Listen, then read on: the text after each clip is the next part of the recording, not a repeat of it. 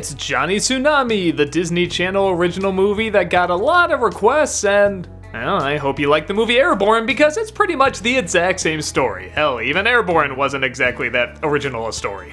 It's another fish out of water tale about a surfer dude who goes to a really cold place and he doesn't fit in, and if you know what I thought of Airborne, you'd probably guess I don't like this very much, and well, yeah, parts of it aren't very good, but this movie's actually much better than it has any right to be. A lot of that comes down to the acting, the directing, and where they choose to focus the majority of the drama. But we still gotta deal with that bullshit story that, yeah, always sucked in Airborne and still sucks here. In Hawaii, there's a famous surfer named Johnny Tsunami, who got that name because he apparently saved a bunch of people on a beach once. His grandson, also named Johnny, wants to follow in his footsteps, but his father gets a job somewhere else, somewhere far, far away in a totally different climate, where naturally he can't surf. Wouldn't you know it, his school uniform arrives late too, and oh no! How's he gonna fit in wearing that? Like clockwork, bullies start to pick on him, and one girl feels sad, so she starts to show him a little sympathy, and he tries to find an outlet similar to surfing, and he discovers snowboarding. But there's a problem. The people at his school only ski, and people at other schools snowboard, so, you know, he can't snowboard. But this brave Capulet decides to snowboard with the Montagues, forming a friendship with a kid named Sam, eventually gets good enough to wear the cool hat, which looks awful on him. But the pompous bullies say he shouldn't be snowboarding, and gasp, is he on the side of the mountain where snowboarders don't belong? Well, only a race that'll decide the future of who gets to go where on the mountain will decide all this.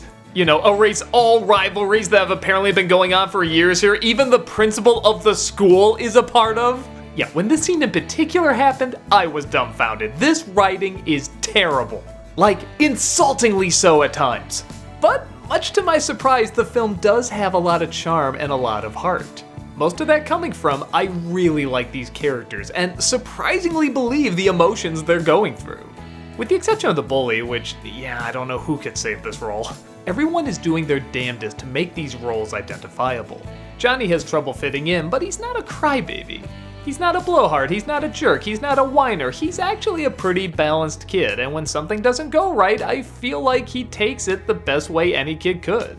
The supporting cast are the same. His father doesn't like him surfing because it reminds him so much of his grandfather, who he sees as a beach bum, and again, this could so easily be an over-domineering, jerky character, but you kind of feel for this dude and saw he never quite made that connection with his father, and he's seeing it happen again in his son, and he's concerned and confused, and even the dialogue written for the mother is either very nagging or very stereotypical supportive wife, but when she talks, you feel her concern and knowledge that she knows how to make things better.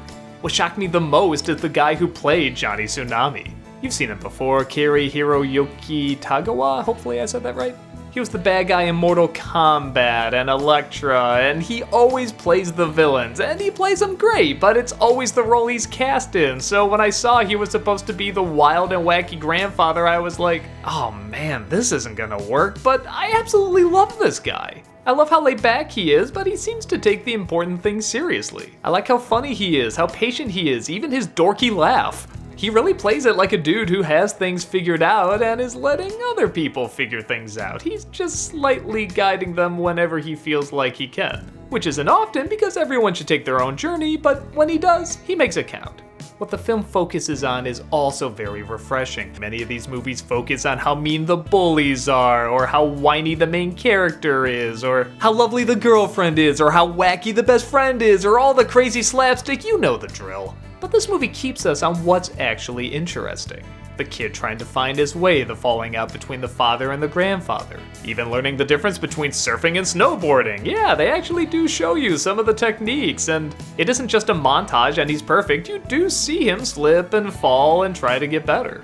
With that said, you do still have to hit those stupid bullet points that a lot of these Disney Channel sports movies hit, and yeah, they are lame, but they fly by pretty fast. Most of it is just allowing these good actors to be good actors. And in a lot of these Disney Channel movies that are supposed to be about growing up, I think that's enough. I really feel like the important moments that would help kids figure stuff out is given the proper amount of attention. So, would I recommend it? Sure, for the Disney Channel movie crowd, sort of the younger kids and maybe a few teens, I don't know how many adults would get that into it. But it's not difficult for an adult to sit through either. It knew what it wanted to do and it achieved it adequately well. Grab a snowboard or a surfboard and take the surprisingly decent ride.